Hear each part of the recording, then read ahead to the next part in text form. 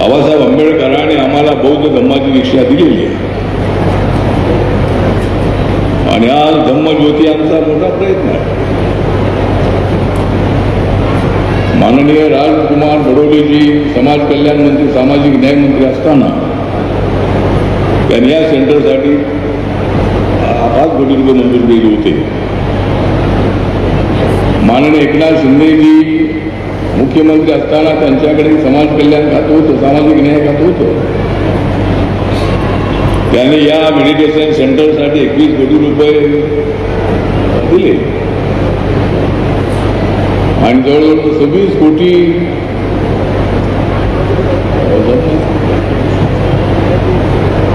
26 कोटी रुपयाचं हे अत्यंत अद्यावत अशा पद्धतीचं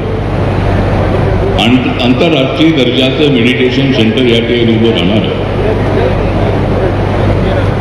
आदरणीय म्हणजे धम्मज्योतीजी यांच्याशी माझा अत्यंत जवळचा संबंध आहे. अनेक वर्षांपासून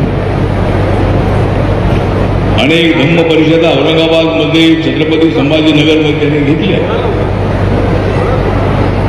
आणि अनेक परदेशातले श्रीलंका असेल, भूतान असेल, जपान असेल, अनेक ठिकाणच्या अध्यक्षांना प्रधानमंत्र्यांना सुद्धा त्यांनी त्या ठिकाणी बोलवलं होतं. हजारोंच्या संख्येने गर्दी होत होती. आज इथे लोक का आले नाहीत मला माहीत नाही. एवढा महत्वाचा कार्यक्रम असताना इथं संभाजीनगरमध्ये बौद्ध समाज मोठ्या प्रमाणामध्ये आहे आणि अशा कार्यक्रमामध्ये मोठ्या प्रमाणामध्ये मोठ्या संख्येने लोकांनी येणं आवश्यक होतं. ठीक आहे, आपण कुणाची वाट न बघता पुढे जायचं. बाबासाहेब आंबेडकरांनी सांगितलेलं आहे की जेवढे लोक सोबत आले त्यांना घेऊन पुढे जा. तथागतांनी सांगितलेलं आहे की जेवढे लोक सोबत आले त्यांना घेऊन पुढे जा. माणसं म्हणत राहतील. हे सेंटर अत्यंत चांगलं उभं राहणार आहे. या ठिकाणी भूतानचे गृहमंत्री लोनको Tsering, you are the president here, you are the Home Minister of Bhutan, and behalf of Government of India, the Prime Minister of India, Narendra Modi, I welcome you here in Chhatrapati Sambhajinagar as Associate and Empowerment MOAC Narendra Modi government, and I belong Republican Party of India, which party was formed by Dr. Babasaheb Ambedkar. And Babasaheb Ambedkar embraced the Buddhism on 14th October 1956 in Nagpur. Babasaheb Ambedkar was a very strong man. And Babasaheb Ambedkar was attended the World Fellowship of Buddhist Conference in Colombo. Babasaheb Ambedkar visited Bhutan. Babasaheb Ambedkar attended one conference in Kathmandu in Nepal. Before embracing Buddhism, Babasaheb Ambedkar was supporting the Buddhism philosophy. Buddhism philosophy is world philosophy. Buddhism philosophy is also going to give the education of the equality, fraternity and justice. Siddhartha Gautama Buddha, who was son of king, but in his life he was not happy because he seen that there is a discrimination of some people. In the society there is no equality. And therefore he went to Bodh Gaya. Bodh Gaya is in Bihar. And he sit there for meditation, and then he got the very nice philosophy, world peace philosophy. And that philosophy is a Buddhism philosophy. And Buddhism was from originally from India. The whole Asia was Buddhist. China, Japan, Sri Lanka, Thailand, Cambodia. Many countries were Buddhist countries. And one time, you know that all India was Buddhist country. All peoples were Buddhist. Many temples were Buddhist temples here in India. In India, Brahman, Kshatriya, Vaishya, Shudra, all peoples were Buddhist at that time. And therefore we are very proud. I am also Buddhist minister. And I am the follower of Dr. Babasaheb Ambedkar. I am running the party of Dr. Babasaheb Ambedkar, the Republican Party of India. In our society there are many groups, but we can't do anything because we are responsible for that. All the groups are not coming together. Every leader is also becoming the all India leader.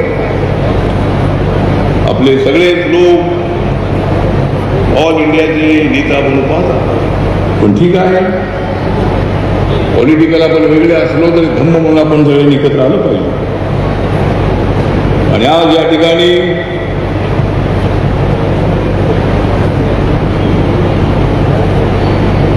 अनेक नेते या ठिकाणी उपस्थित आहेत.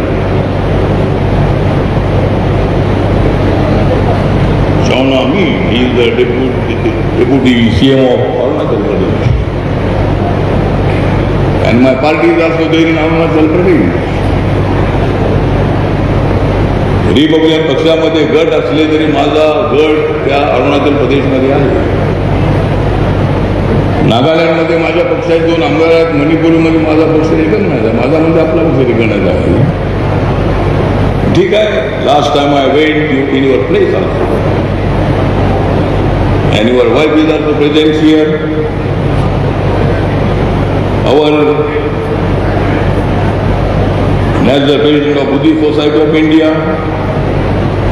Dr. Bhimrao Ambedkar is also present here.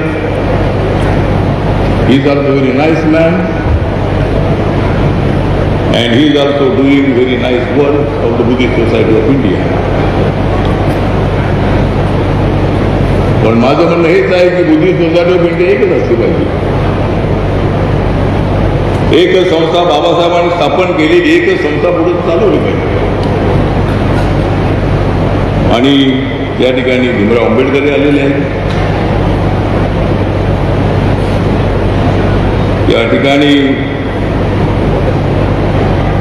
Udit Lokumanda he is a member of parliament from Sri Lanka. He is also present here. Rajkumar Badole आपण सुद्धा या ठिकाणी उपस्थित आहात. एकनाथ शिंदे साहेब हे सुद्धा प्रमुख अतिथी आहेत. पण श्रीकांत शिंदे येणार आहे. संजय शिरसाट आपले सामाजिक न्याय खात्याचे मंत्री आहेत, ते येणार आहे. अनेक भिक्खू या ठिकाणी उपस्थित आहेत. आणि आमचा आता चांगला कार्यक्रम आहे. या ठिकाणी धम्मज्योतींचा जो प्रयास आहे तो प्रयास अत्यंत फार मोठा आहे. आणि ते त्यांनी श्रीलंकेमध्ये शिक्षण घेतलेलं आहे आणि अत्यंत चांगल्या ठिकाणी हे आंतरराष्ट्रीय इंटरनॅशनल मेडिटेशन सेंटर या ठिकाणी बोलावत आहे. आणि त्या कार्यक्रमाला आपण मला सुद्धा बोलावलेलं आहे. मी सामाजिक न्याय खात्याचा राज्यमंत्री आहे. मी बौद्ध आहे. मी बाबासाहेब आंबेडकरांचा अनुयायी आहे. आणि आपल्या सगळ्यांच्या उपस्थितीमध्ये अनेक गोष्टी बोलणार आहे. आपला फारसा वेळ घेता मला अजूनही 2-3 ठिकाणी कार्यक्रम आहेत. मला मुंबईला जायचं आहे. त्यामुळं या ठिकाणी अनेक सिंग या ठिकाणी उपस्थित आहे. अनेक मान्यवर या ठिकाणी उपस्थित आहे.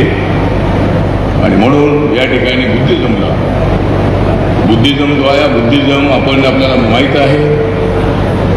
मध्यंतरी एका कार्यक्रमामध्ये दिल्लीमध्ये बौद्ध मूर्तींचं बौद्ध अवशेषांचं एक म्युझियम उभं केलेलं आहे. आणि त्या म्युझियमच्या उद्घाटनासाठी नरेंद्र मोदी आल्यानंतर ते म्हणाले होते की आम्हाला युद्ध नको, आम्हाला बुद्ध हवं आहे. त्या पद्धतीने आम्हाला शांती हवी आहे, विश्व शांती हवी आहे. आणि म्हणून बुद्धिझमचा जो प्रचार आहे तो प्रचार आणि प्रसार हा जगभरामध्ये होणं अत्यंत आवश्यक आहे. हिंसा टाळण्यासाठी सम्राट अशोक आणि कलिंगा युद्ध जिंकल्यानंतर झालेली प्रचंड मोठी हिंसा होती, त्यांचा मोठा विजय होता. पण सम्राट अशोकांना तो विजय त्यांच्या मनाला पटला नाही आणि म्हणून सम्राट अशोक हे बौद्ध झाले. तथागत गौतम बुद्धांच्यानंतर 300 वर्षानंतर सम्राट अशोकांचा कार्यकाल आहे आणि त्यानंतर जगभरामध्ये बुद्धिझम जाऊन पोचलेला आहे, आशिया खंडामध्ये जाऊन पोचलेला आहे. आणि सम्राट अशोक जे आहे हे बुद्धिझमला वाढवण्यासाठी, धम्मचक्र प्रवर्तन करण्यासाठी त्यांचं फार मोठं योगदान आहे. आणि त्यांच्यानंतर डॉक्टर बाबासाहेब आंबेडकरांनी हे धम्मचक्र प्रवर्तन आहे ते 1456ला केलेलं आहे. त्या बाबासाहेब आंबेडकरांना आपण नेहमी अभिनंदन करत असतो. बाबासाहेब नसते तर आपण बुद्धिस्ट घालू नसतो. त्यामुळे बाबासाहेब आंबेडकरांच्या विचाराशी आपण सगळे एकनिष्ठ आहोत. आणि बाबासाहेब आंबेडकरांचा बुद्धिझम, त्यांनी दिलेला बुद्धिझम, तथागतांचा बुद्धिझम आपण सगळ्या महाराष्ट्रामध्ये वाढवण्यासाठी आपल्याला प्रयत्न करायचा आहे. आणि त्यासाठी ब्रह्मज्योती यांचं जे काम आहे ते काम अत्यंत मोठं आहे. त्या ठिकाणी इतर अनेक आपले श्रीलंकेचे सिनियर भिक्खूसुद्धा आलेले आहे. या ठिकाणी यमधर्मो आहे, भगवान बुद्धगुप्तजी आहे, प्रज्ञाबोधी